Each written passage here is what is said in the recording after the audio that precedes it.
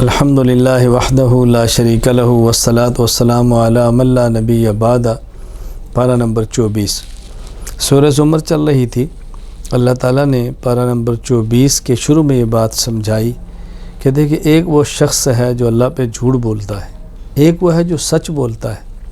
بھلا یہ سچ بولنے والے اور جھوٹ بولنے والے کیسے برابر ہو سکتے ہیں؟ سچائی کا اہتمام کرنا چاہیے۔ پھر اللہ تعالیٰ نے اپنی رحمت اور توبہ کا ذکر کر کے جو فساق ہیں، اللہ کی نافرمانی کرنے والے ہیں، ان کو ترغیب دی اور اپنی رحمت بتائی ہے۔ یا عبادی الذین اسرفوا علی انفسہم لا تقنطوا من رحمت اللہ۔ کوئی شخص بھی اللہ کی رحمت سے نا امید نہ ہو، اللہ کی رحمت سے مایوس نہ ہو۔ اللہ کی رحمت بہت وسیع ہے، تمہارے آنے میں دیر ہے، اللہ کے معاف کرنے میں دیر نہیں ہوتی۔ اپنی رحمت کی وسعت کو بیان کیا ہے، توبہ کی ترغیب دی ہے۔ پھر اللہ تعالیٰ نے سورہ زمر کے آخر میں فرمایا کہ جب کفار قیامت کے دن آئیں گے، جہنم میں دھکیلا جائے گا، دروغہ جہنم کہے گا تمہیں ڈرانے والا کوئی نہیں آیا تھا، آئے تھے اللہ کے رسول نہیں آئے تھے، بس ہماری غلطی تھی، ہم نے نہیں مانا۔ اور جب جنت کو جنت میں داخل کیا جائے گا تو وہاں جو اللہ اکبر جنت میں ملائکہ جو جنت پر مقرر ہو گئے، سلام علیکم طبتم فادخلوہا خالدین، سلامتی ہو، مبارک ہو، اب تم نے یہاں پر ہمیشہ رہنا ہے۔ اللہ تعالیٰ ہمیں اہل جنت میں شامل فرمائے۔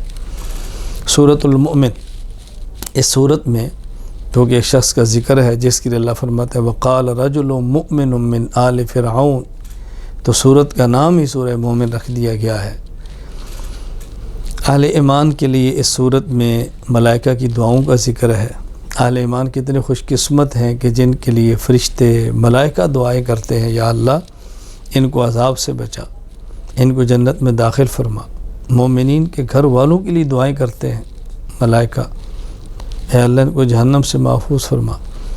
پھر اس میں ظالم کا ذکر کیا، سرکش فرعون کا ذکر کیا، موسیٰ علیہ السلام کے واقعے کا ذکر کیا۔ بالآخر موسیٰ علیہ السلام کامیاب ہوئے ہیں۔ وحاق بآل فرعون، فرعون کو اور فرعون کی ذریت اور اس کے ماننے والوں سب کو اس دنیا میں بھی عذاب آیا، اور آخرت کا عذاب تو ہے ہی۔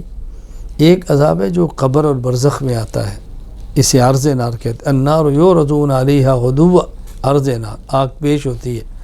اور ایک ہے قیامت کے بعد، اس میں جو جہنم کا عذاب کو اس کے دخول نار کہتے ہیں۔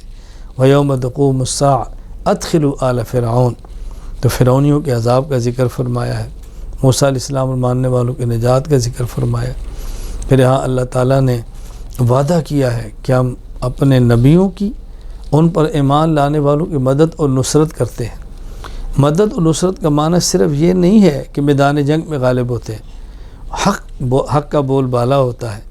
اگر یہ میدان جنگ میں نہ بھی غالب ہوں تو اللہ ان کا انتقام لیتے ہیں اور کفر کو تباہ کرتے ہیں اور ظالم کو ظلم کی سزا دیتے ہیں۔ تو اللہ تعالیٰ بہرحال اپنے نبیوں کی، رسولوں کی اور اپنے متبعین کی مدد فرماتے ہیں، اللہ کا وعدہ ہے۔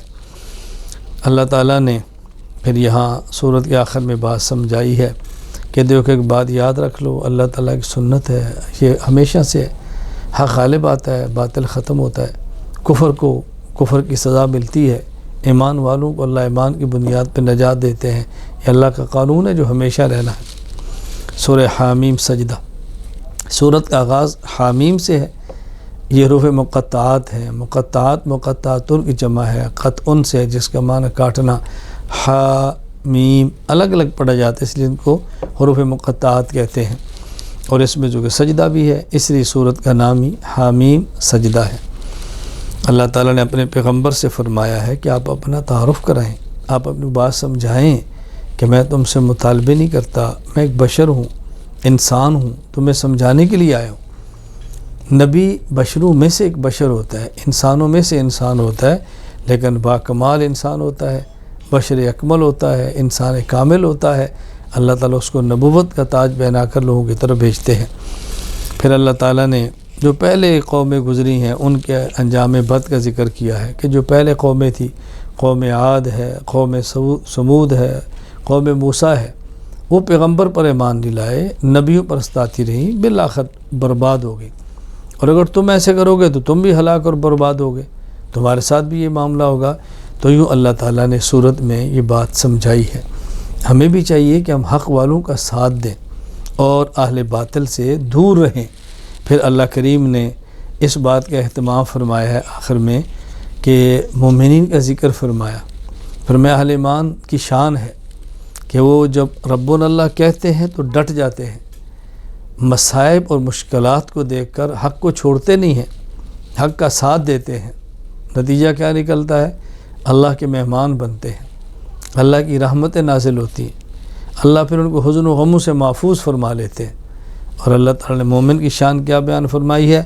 فمن احسن قولا ممن دعا الی اللہ وعمل صالحا وقال اننی من المسلمین۔ دنیا میں اصل تو وہ شخص ہے جو دین کی بات کرے، اچھی بات کرے، اور پھر اپنے اوپر بھی اس کو فخر ہو کہ میں بھی مومن ہوں، وقال اننی، میں بھی مومن ہوں، اور اس کو احساس ہو کہ میں اہل حق میں سے ہوں۔ تو اللہ تعالیٰ نے یہ ایمان والوں کی شان بیان فرمائی ہے۔ اللہ تعالیٰ ہمیں بھی دین پر جمنے کی توفیق عطا فرمائے، استقامت عطا فرمائے۔ استقامت کا ایک مفہوم کیا ہے کہ مصائب کے باوجود بھی ڈٹے رہیں، اور استقامت کا ایک مفہوم کیا ہے؟ ہر حال میں دین کے اوپر رہے، خوشی ہو غمی ہو، ہر حال کے اوپر دین کے اوپر رہے۔ اللہ تعالیٰ عافیت کے ساتھ استقامت عطا فرمائے اور دین کی خدمت کرنے کی ہم سب کو توفیق عطا فرمائے۔ وآخر دعوانا ان الحمد للہ رب العالمین۔